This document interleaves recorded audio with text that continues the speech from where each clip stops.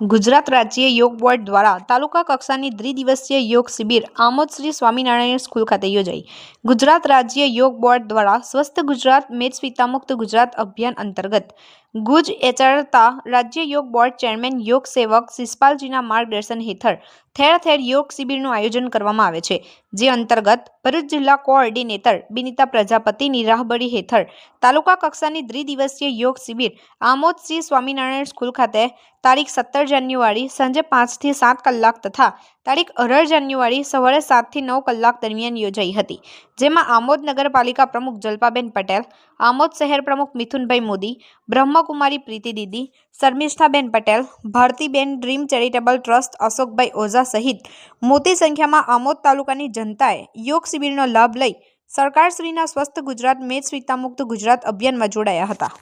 સરકાર દ્વારા વિકસિત ભારત એવી એક નેમ ચલાવવામાં આવેલી છે કે આપણા દેશને 2047 સુધી દુનિયામાં નંબર 1 બનાવવાની એક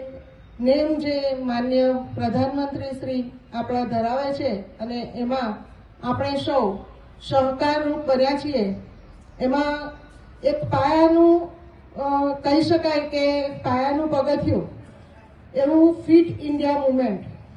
અને ફિટ ઇન્ડિયા મુવમેન્ટ એ ભારત સરકાર દ્વારા ચલાવવામાં આવી રહી છે, જે થકી ગુજરાતમાં પણ અને એમાં પણ છેવાડાનું ગામડું કહી શકાય એવું નાનું સરખું ગામ આપણું આમોદ, અને એમાં પણ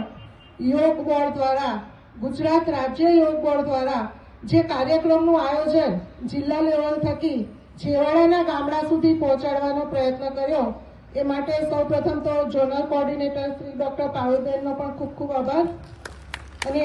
બિનિતાબેનનો પણ આભાર કે એ પણ એમની ટીમની સાથે રહી